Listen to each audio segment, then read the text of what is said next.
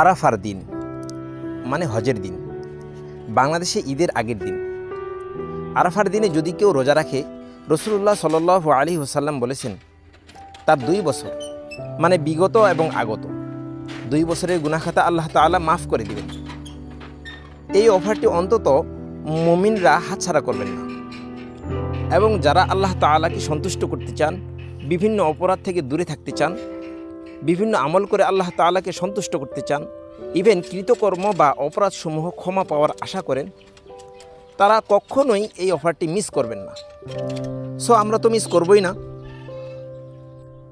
আরাফার দিন রোজা রাখতে হবে, 2 বছরের ক্ষমা আল্লাহ তাআলার কাছ থেকে নিতে হবে।